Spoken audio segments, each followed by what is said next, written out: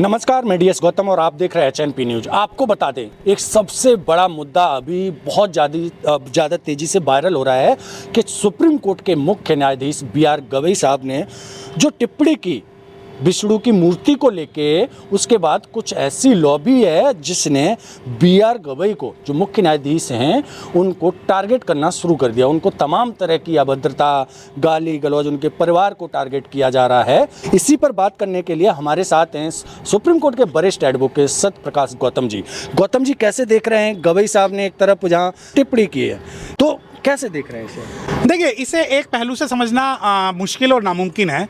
जहाँ तक मैं अपना एंगल आपको बता देता हूँ। मैं तीन चीज़ों पे बात करता हूँ। पहली बात ये कि अगर ये स्टेटमेंट गवई साहब ने व्यक्तिगत तौर पे दिया है तो मैं व्यक्तिगत तौर पे इस स्टेटमेंट का समर्थन नहीं करता हूँ। अगर उन्होंने ऐसे चीफ जस्टिस ऑफ इंडिया ये बात कही है तो मैं जब तक इस बारे में कोई कमेंट नहीं करूँगा, तो जब तक कि मैं उसको ऑर्डर में ना देख लूँ। अब आती है तीसरी चीज़ कि क्या ये कमेंट जो है ये पूरे schedule caste community, SC community के खिलाफ है या उसके समर्थन में है। अब इसके मल्टी डायमेंशनल कुछ चीज़ें समझते हैं। देखिए, मैं इस बयान का उतना ही समर्थन करता हूँ जितना कि बहुरी देवी केस में ये कहा गया कि कोई जो है जो गैर अनुसूचित जाति का व्यक्ति अनुसूचित जाति की महिला का रेप नहीं कर सकता। मैं उसी महेश शर्मा जज साहब की बात, जैसे उन्होंने कहा कि जो मोरनी है वो मोर के आंसुओं से गर्भवती हो जाती है, उसी प्रकार उत्तर प्रदेश के हाई कोर्ट के जज साहब जो ये कहते हैं कि ये देश बहुमत के हिसाब से चलेगा, और यशवंत वर्मा जिनके घर में नोटों का भंडार मिला, ये सारे आप कहें कि इसका तो कोई लेना देना नहीं है। बिल्कुल है। अगर व्यक्तिगत तौर पर उन्होंने कोई कमेंट किया तो कमेंट इन लोगों ने भी किया है, परंतु इन लोगों के पीछे की क्या कोई भीड़ तंत्र लगा? अब आ जाओ, मैं व्यक्तिगत तौर पर मैं सीजीआई साहब की वकालत नहीं करता हूं। अब देखिए, मैं तो ये मानता हूं कि इंटेंशनली जानबूझ के हमारे जो सीजीआई साहब है, जो 4-5 दिन बाद जो है रिटायर होने वाले, उनके मुंह से कहलवाया गया है। अब आप कहें जी ऐसा तो बिल्कुल नहीं है, फ्लो में कुछ चीज़ें निकल जाती हैं। मुझे एक बात बताओ, ऐसा क्या हुआ कि भारत के एक चीफ जस्टिस जो है शेड्यूल कास्ट कम्युनिटी से बनते हैं? शेड्यूल कास्ट कम्युनिटी एक उम्मीद से उनकी तरफ देखते हैं कि ये कुछ ना कुछ जो है अनुसूचित जाति के लिए करेंगे। वो आते ही साथ कहते हैं कि नहीं, सब क्लासिफिकेशन करेंगे, और जो है शेड्यूल कास्ट जो है रिजर्वेशन का फायदा ले रहे हैं, गलत फायदा ले रहे हैं, उसमें क्रीमी लेयर लगाते हैं और शेड्यूल कास्ट के खिलाफ बातें करते हैं। ठीक है, चीजें समझिए। लेकिन तब तो ये समर्थन कर रहे थे। नहीं, मैं वही बात बताऊं ना आपको। आप 2-3 चीजें समझिए ना। गवई साहब से पहले जब क्लासिफिकेशन करवाया गया तो शेड्यूल कास्ट के बीच में लड़ाई हुई। उसके बाद जो वक्फ के मामले पे आया तो हिंदू और मुसलमान की लड़ाई हुई। अब जब ये स्टेटमेंट आया तो ब्राह्मण और दलित का, शेड्यूल कास्ट का जो है हुआ। तो क्या ये सीजीआई को इसलिए लाया गया कि खाई पटाई जाए? अगर सीजीआई को इतना ही दर्द था, इतना ही भगवान विष्णु से आपत्ति थी, तो सीजीआई साहब ने बोध गया मुक्ति आंदोलन के नाम पे एक स्टेटमेंट नहीं दिया। अगर सीजीआई साहब ये कहते हैं कि जितना भी आर्कियोलॉजिकल सर्वे ऑफ इंडिया है और जितने भी बुद्धिस्ट मंदिर पे कब्जा किया गया है, जितने भी बुद्ध विहारों पे कब्जा किया गया है, उसे खोद कर उसका रिजल्ट मेरे पास लाओ, तो मैं सीजीआई साहब का समर्थन करता। अब आप ये कहें कि नहीं, लेकिन अब सीजीआई साहब को टारगेट किया जा रहा है। मैं एक बात बता दूं, और सबके लिए खुल के कह रहा हूं, और दिल्ली में बैठ के कह रहा हूं कि, और ये चैलेंज करके कह रहा हूं कि सीजीआई को आप जो गाली, माँ बहन जो उनके स्टेटमेंट के कारण दे रहे हैं, पूरे समाज को कमजोर ना समझिएगा। ये टारगेट पूरे समाज को करना छोड़ दीजिए। अगर सीजीआई साहब की बात है तो सीजीआई साहब भी उनके पक्ष के हैं। सीजीआई साहब की जब आंख नहीं खुली, जब उनका प्रोटोकॉल तोड़ के, जब महाराष्ट्र में प्रोटोकॉल नहीं लगाया गया, सीजीआई साहब की जब आंख नहीं खुली, जब भारत के ही एससी एसटीओ को उन्होंने न्याय नहीं दिया, सीजीआई साहब की जब आंख नहीं खुली, जब पूरे भारत के लोग उनके पास दलविंदर बनाम यूनियन ऑफ इंडिया की जजमेंट की रिव्यू लेके गए, उसके बाद जो सीजीआई साहब छाती ठोक के कहते हैं कि नहीं, जो है क्रीमी लेयर लागू होना चाहिए, व्हेन द रिजर्वेशन। सीजीआई साहब तो जो, अब देखिए, उनकी नजरों में जो गालियां दे रहे हैं, उनकी नजरों में उन्होंने राष्ट्रपति को मंदिर में नहीं जाने दिया, उन्होंने इस सीजीआई को गाली दे दी। तो ये सीजीआई तो वो हैं जो अपने आप को बाबा साहब से भी बड़ा मानते हैं, अपने आप को संविधान से भी बड़ा मानते हैं, क्योंकि उन्होंने जो संविधान की आरक्षण प्रक्रिया उस पर ही उंगली उठा दी। अब आप ये कहें कि नहीं, ये तो अब हमारा इंटरनल मैटर होना चाहिए। देखिए, इंटरनल मैटर है। कोई संगठन, मैं उन लोगों की बात कर रहा हूँ जो गालियां दे रहे हैं, कोई संगठन अगर ये खुल के ये कहता है ना, हम पूरे समाज को, शेड्यूल कास्ट समाज को, दलित समाज को, महाल समाज को और बुद्धिस्ट समाज को गाली देने का हिम्मत रखते हैं और दम रखते हैं, तो खुल के कह रहा हूँ, जिस दिन लाइन खींचोगे ना, नेपाल में तो बाद में हुआ, दिल्ली के अंदर उससे पहले हो जाएगा। तो लेकिन जब इस तरह की चीज़ें हो रही हैं, लेकिन जब कोई आप बड़े पद पे बैठते हैं, चाहे वो प्रधानमंत्री, राष्ट्रपति के बराबर सुप्रीम कोर्ट का जो मुख्य न्यायाधीश होते हैं उनकी बराबर पोजीशन होती है, देखी जाए तो उससे ज़्यादा ही होती है कहीं ना कहीं। उनको तो ऐतिहासिक फैसले देने चाहिए। नहीं, मैंने क्या कहा, देखिए ना तो वो सीजीआई शेड्यूल कास्ट के हैं, ना शेड्यूल टाइप के हैं, ना ओबीसी के हैं, ना सवर्ण के हैं, ना ब्राह्मण के, वो देश के सीजीआई हैं। उन्हें मैं खुल के कह रहा हूँ, मुझे इस बयान से ना तो कोई राजनीतिक, ना ही कोई संवैधानिक, ना ही कोई ऐतिहासिक फायदा तो नहीं मिल रहा। आपको अगर कुछ भी कहना तो आप अपने ऑर्डर्स में लिखिए ना, आप कॉन्स्टिट्यूशनल प्रावधान की बात करिए। अगर सीजीआई साहब ये कहते हैं कि पूरे भारत में जो है अभी तक बैकलॉग नहीं भरा गया, मैं उसकी बात कर रहा हूं, तो मैं उनका समर्थन करता। अगर सीजीआई साहब ये बोलते हैं कि जितने भी बुद्धिस्ट टेम्पल तोड़ के जो मंदिर बनाए गए हैं मैं उस पर ऑर्डर आदेश दे रहा हूं, तो मैं उनका समर्थन करता। तो सीजीआई साहब जो व्यक्तिगत तौर पर ये कहते हैं, मैं देखिए दो चीज, मैं चाहे सीजीआई गवई हो, चाहे सीजीआई चंचूड़ हो, चाहे सीजीआई कोल हो, या सीजीआई भविष्य के हो, मैं उनसे जो उम्मीद करता हूं संवैधानिक व्याख्या की उम्मीद करता हूं, मैं व्यक्तिगत नहीं करता। अब आज अगर सीजीआई साहब चाहे किसी भी कारण से, मैंने कल कहा था कि ये तो माफी मांग लेंगे सीजीआई साहब, क्योंकि सीजीआई साहब उन्हीं के पक्ष के आदमी हैं, वो हमारे पक्ष के आदमी नहीं है।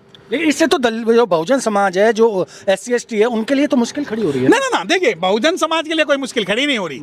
ये तो सीजीआई साहब जो प्रमोट हुए हैं वो इसी कारण से, मुझे तो लगता है कि ये सारा स्क्रिप्टेड है कि हम ऐसा मुकदमा आएगा और उसमें आपसे बुलवाएंगे, क्योंकि सीजीआई साहब को भी तो रिटायरमेंट के बाद में, क्योंकि सीजीआई साहब ने ये घोषणा कर दी कि मैं रिटायरमेंट के बाद कोई पद नहीं लूंगा। नहीं, ये घोषणा उन्होंने जब की है कि मैं पद नहीं लूंगा, उन्हें पता है उन्हें कोई पद नहीं मिलेगा।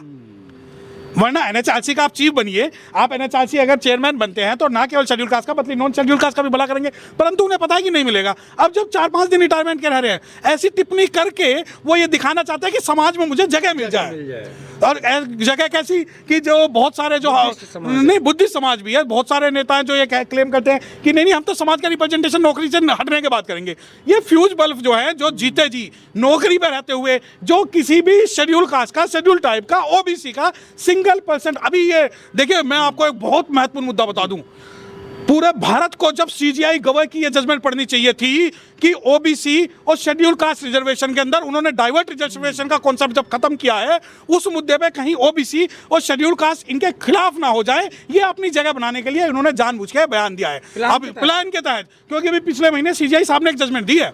एक डाइवर्ट रिजर्वेशन होता था, डाइवर्ट रिजर्वेशन ये कहता है कि शेड्यूल कास्ट और ओबीसी के जो बच्चे जो जनरल कैटेगरी के या नॉन रिजर्व कैटेगरी के समानांतर ला सकते हैं, तो वो नॉन रिजर्व कैटेगरी में आ सकते हैं। इन्होंने मना कर दिया सीजीआई साहब ने कि नहीं आ सकते, या पिछले महीने की जजमेंट में बताओ कि नहीं आ सकते। तो उस जजमेंट से शेड्यूल कास्ट का नुकसान हुआ, ओबीसी का नुकसान हुआ, दलविंदर से शेड्यूल कास्ट का नुकसान हुआ, वक्फ की जजमेंट से मुसलमानों का नुकसान हुआ। तो 5 दिन बाद अब जब हमारे समाज के बहुत सारे बड़े बड़े अधिकारी हैं, बहुत बड़े बड़े अधिकारी हैं जो जीते जी, यानी कि जो नौकरी पर रहते हुए तो आपको पहचानेंगे नहीं, लेकिन अब जो है अब आके ये कह देंगे कि मैंने भगवान के खिलाफ ये टिप्पणी दी, समाज को क्या भला हुआ। सही बात। अब आपसे मैं कॉन्स्टिट्यूशनल एक वो मांग रहा हूँ रेफरेंस, आप ये कहे कि बैकलॉग भरना है, आप ये कहे कि रिजर्वेशन का सही फायदा नहीं, 4 मेडिकल कॉलेजों पे जो उस पे दे, नहीं बहुत सारे हैं दुनिया भर के हमारे जो लोग हैं बैकलॉग से निकाले जा रहे हैं, दुनिया भर के लोग हमारे मारे जा रहे हैं। SC ST एक्ट को सुप्रीम कोर्ट ने खत्म कर दिया, हाई कोर्ट ने 0 कर दिया है, हमारे लोग एक आस की तरह आपकी तरफ देख रहे हैं। और आप ये कहे कि आप तो डर गए, आप तो उन लोगों से डर गए जो लोग गवाही को टारगेट कर रहे हैं। ना, हम नहीं डरे, हम तो खुल के ये कह रहे हैं कि छेड़ोगे तो छोड़ेंगे नहीं। अगर गवाही साहब रिटायरमेंट के बाद भी 5 दिन 6 दिन बाद में रिटायर हो जाएंगे, अगर किसी व्यक्ति को ये लगता है कि संपूर्ण समाज को गाली देकर वो चौड़ा हो रहा है, चूड़ियां नहीं पहननी, खाल उतारना छोड़ी है, रापी चलानी नहीं छोड़ी, तो पूरा संपूर्ण समाज जो है वो गालियां नहीं सुनेगा। जहां तक बात है, मैं बिल्कुल डिससेटिस्फाइड हूं इस छोटे से बयान से। आप मुझे बताएं कि सीजीआई साहब पहले जो है हाई कोर्ट में भी रहे, अब यहाँ सुप्रीम कोर्ट में भी है, भला क्या कितने शेड्यूल कास्ट का और कितने ओबीसी का भला किया, बस आप ये बता दें, उसके बाद मैं आपके पक्ष में खड़ा हूंगा। तो इससे तो बढ़िया non schedule caste supreme court के वो जजेस है जो शेड्यूल कास्ट को रिलीफ देके जाते हैं। मार्कंडे खारजी साहब ने दिया, दूसरे लोगों ने दिया, बहुत सारी जजमेंट्स है जो शेड्यूल कास्ट के फेवर में आती है, रिजर्वेशन के फेवर में आती है। वो लोग हम पे जो है हमारी स्थिति को समझने की कोशिश करते हैं, परंतु ये तो वो सोचते हैं कि नहीं मैं तो खुदा हो गया। कैसे समझेंगे? इनके पिताजी तो गवर्नर थे। वो समझेंगे ना, अब 6-7 दिन बाद जब रिटायर हो जाएंगे तब बड़े बड़े मन सजा के ये कहेंगे कि मैंने सुप्रीम कोर्ट में ये भाषण दिया। भाषण की जरूरत नहीं, हमें वहां एक सीजीआई से भाषण नहीं चाहिए, समाज को रिलीफ चाहिए। आप बताएं, हाथरस रेप केस हुआ, कठुआ रेप केस हुआ, दुनिया भर के लोग मारे गए, मॉब लिंचिंग हुई, किसी एक मामले पे आप ये बता देना कि सीजीआई साहब ने शेड्यूल कास्ट के लिए किया। मैं खुल के कह रहा हूँ, आप अगर ये सोचते हैं कि मैं जो दूसरे लोग गाली दे रहे हैं उनसे डर गया हूं, ना उनसे नहीं डरा हूं, परंतु मुझे विरोध है हरी घास में हरे नागों से जो अपने आप को रिप्रेजेंटेटिव सोसाइटी का बोल के, हमें नहीं चाहिए। देखिए ऐसे नॉमिनल रिप्रेजेंटेटिव, ऐसे नॉमिनल सीजीआई से बेहतर है कि हमें नॉमिनल और एग्जाम्पलरी रिप्रेजेंटेशन ना ही मिले तो अच्छा है, कम से कम समाज का नुकसान तो ना हो। अब लोगों को लगता है कि नहीं, हम उम्मीद करते हैं कि कोई अगर मान लो शेड्यूल कास्ट कम्युनिटी से, बुद्धिस्ट कम्युनिटी से, इन्होंने कहा मैं पहला बुद्धिस्ट जो है जज हूँ। अरे बुद्धिस्ट जज है आप तो पूरे भारत में, कश्मीर से कन्याकुमारी, कच्छ से कोहिमा तक जो बुद्धिस्ट टेम्पल एक्ट को रिमूव करने की बात हो रही है वो तो इन्होंने नहीं किया, आप है ना, मौका था, परंतु वो नहीं कर पाए। तो जो मेरा व्यू है, मेरा मल्टी डायमेंशनल व्यू ये है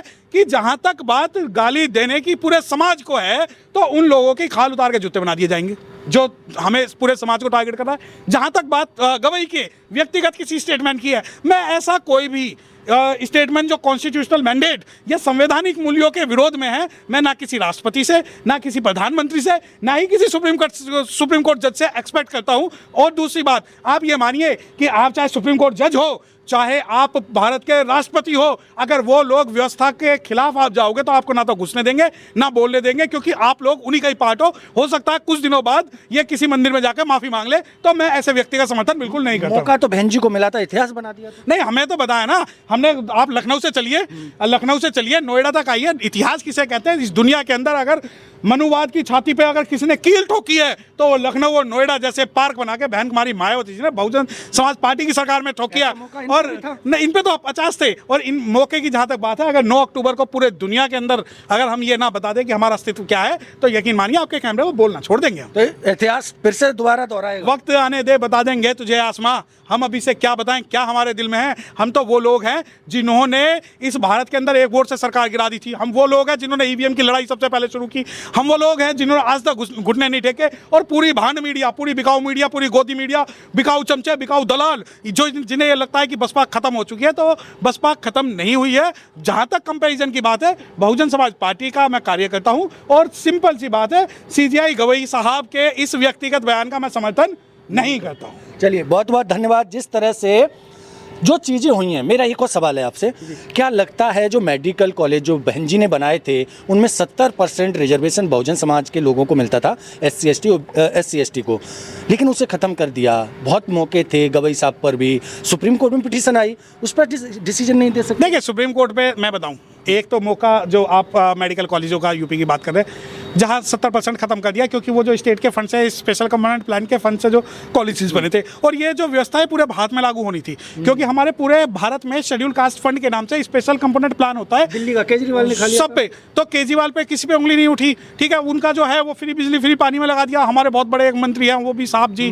वो भी उस चीज़ को नहीं उठा पाए, सेंटर में नहीं उठा पाए। जब बहन जी ने ये बात उठाई कि हमने बनाए, ये तो लोगों को आप पता लगा है। अब ये देखिए कि जब बहन जी थी तब अखबार में नहीं चली, जब हजारों लाखों लोग निकल गए तब अखबार में नहीं चली, जब आज वहां से उनका रिजर्वेशन खत्म हुआ, बिल बिला रहे हैं और कुछ हरिजन दरिजन कह रहे हैं बहन जी ने थोड़ी बनवाया था। अबे जिनके बाप एक नहीं है, वो जब ऐसी बातें करते हैं, उत्तर प्रदेश के हर जिले के अंदर IAS IPS कोचिंग इंस्टीट्यूट जो खोले वो बहन जी ने खोले। कुछ लोगों को तो इमरजेंसी वाला इंदिरा गांधी का ना टाइम भी चाहिए। अरे मैं बता रहा हूँ ना, जो कुछ जो दलाल टाइप के जो लोग हैं, जो इमरजेंसी को अपना गोल्डन टाइप बनाते हैं, मैं उसे उन दलाल लोगों को बताना चाहता हूँ कि जिस भारत के अंदर मिट्टी का तेल जो है लाइन लग के मिलता था, उस भारत के अंदर बहन जी ने पट्टे काट के शेड्यूल कास्ट को ऐसे रेवड़ियों की तरह बांट दिए। ठीक है, और जिन दलाल लोगों की आप जो कि इमरजेंसी काल का गोल्डन काल था, अब इमरजेंसी काल वो काल था जिसके अंदर शेड्यूल कास्ट से का जो इमेजिनेशन होना था, जो क्रांति के लिए तैयार होना था, जो उन्हें सत्ता पे कब्जा करना था, उन लोगों को छीना। और ये लोग जो है चपरासी और सफाई कर्मचारी बन के इतने खुश है कि हमें जो दिया है वो कांग्रेस के हरिजनों ने दिया है। एक सवाल है, मैंने वीडियो देखा और मैं नाम लेके बोलता हूँ, जो कि उनका नाम है प्रोफेसर रविकांत, जो लखनऊ विश्वविद्यालय में पढ़ाते हैं। वो कह रहे हैं कि बाबा साहब अम्बेडकर का नाम अगर सभी ने घर घर जाना तो वो राहुल गांधी की वजह से जाना। क्या कहेंगे? देखो, ऐसा उन्हें अपना मानसिक जो है इलाज कराने की जरूरत है, और राहुल गांधी की वजह से जानना ना, तो वो जिस जगह पे आप बता रहे हैं, मुझे नहीं पता, मैं नाम पहली बार सुन रहा हूँ, वो अपने आप को ये डिक्लेयर कर दें कि आज से जैसे मेरी पीढ़ियाँ गुलामी में, हरिजनों की गुलामी में रही, मैं भी रहूँगा और मैं राहुल गांधी बाबा के जो है मैं चरणों में रहूँगा, तो बहुत बढ़िया हो जाएगा। और रही बात बाबा साहब के नाम की, तो आप राहुल गांधी से ना, मैं उनसे एक सवाल पूछ लेना कि जब उसने भारत जोड़ो यात्रा करी, भारत न्याय यात्रा करी, कितने बाबा साहब की मूर्तियों पे उसने जब माला चढ़ाई। और उस हरिजन से एक बात और पूछ लेना, हरिजन इसलिए क्योंकि वो रियल हरिजन है, कि जिन्होंने जिन्होंने बाबा साहब को जो भारत रत्न दिया, जिन्होंने साहब काशीराम को भारत रत्न दिया, जिन्होंने बिरसा मुंडा को भारत रत्न दिया, जिन्होंने पेरियार को भारत रत्न दिया, वो आज बाबा साहब के और साथ जिन्होंने साहब काशीराम को भारत रत्न नहीं दिया, उनके जो गुलाम हरिजन जो लोग ये कहते हैं कि बाबा साहब का नाम जाने, तो बाबा साहब का नाम अगर कोई दुनिया जाननी है तो वो उत्तर प्रदेश से जानना शुरू किया है। जब इन्होंने यात्रा भी नहीं की उससे पहले मानव साहब बहन जी ने कन्याकुमारी से उन्हें इतिहास का ज्ञान नहीं है। उनसे पहले जो है बीपी अशोक साहब थे, सॉरी बीपी मौर्य साहब थे, बीपी मौर्य साहब के साथ में साहब काशीराम थे, साहब काशीराम के बाद में जो है बहन जी है। ये तो शुक्र है ये अंधभक्तों की नई फौज है जो कहती है भारत 2014 में आजाद हुआ। ये अंधभक्तों की नई फौज कहेगी कि बाबा साहब का नाम राहुल गांधी ने संविधान का नाम भारत में जब सुना, जब राहुल गांधी ने वो लाल किताब अपने माथे पे रखी, तो ये अंधभक्तों की नई फौज पैदा हुई है। अम्बेडकर बताते कुछ लोग, हाँ, बहुत बढ़िया। वो अम्बेडकर है, थाईलैंड और मलेशिया जाते हैं। वो अम्बेडकर है जिन्होंने, वो ऐसे अम्बेडकर हैं जिन्होंने लोकसभा का स्पीकर जब शेड्यूल कास्ट बनने की बात आई तो अपना नॉमिनेशन विड्रॉ कर लिया। वो ऐसे अम्बेडकर हैं जो कल परसों जब राज्यसभा में उपराष्ट्रपति के लिए वोटिंग हुई तो एनडीए को वोट डाल आए। वो ऐसे अम्बेडकर हैं जिन्होंने विपक्ष का नेता जो है अपना विपक्ष का नेता किसी शेड्यूल कास्ट को नहीं बनाया। वो ऐसे अम्बेडकर हैं जिन्होंने 2024 के लोकसभा इलेक्शन में संविधान तो उठा लिया, परंतु बाबा साहब की जो स्टैच्यू ऑफ पार्लियामेंट से हटाई गई उस पर एक शब्द नहीं बोले। उसके अलावा ये ऐसे अम्बेडकर हैं जो उत्तर प्रदेश के अंदर जब मेडिकल कॉलेज की बात है उसकी बात नहीं उठाई। ये ऐसे अम्बेडकर हैं जिन्होंने सब क्लासिफिकेशन ऑफ रिजर्वेशन, जिसके अंदर शेड्यूल कास्ट का सब क्लासिफिकेशन सबसे पहले अपने राज्यों में लागू किया। और ये ऐसे अम्बेडकर हैं जिन्होंने अपने राज्य में एक भी दूसरा अम्बेडकर पैदा नहीं होने दिया। तो क्या लगता है इन सभी चीजों से कैसे निकल पाएंगे? नहीं, देखिए वह ये एक लड़ाई का एक लंबा जो दौर है। ये दौर इतना लंबा है कि जहां हमें दूसरों के से ज़्यादा अपने लोगों से लड़ना पड़ रहा है, क्योंकि अपने कुछ बिकाऊ कुछ लोग हैं जिन्हें लगता है कि उन्हें सस्ती लोकप्रियता मिल जाएगी। अब मैं खुल के एक बात कह रहा हूँ, आप राहुल गांधी से कह दीजिए कि मैं भारत का अगला प्रधानमंत्री मुसलमान होगा या शेड्यूल कास्ट होगा, मैं उस दिन कांग्रेस ज्वाइन कर लूँगा। आप कह सकते हैं। दूसरी बात, अब ये कहें कि नहीं राहुल बाबा तो संविधान को बचाने के लिए नई एक परिपाटी शुरू करिए।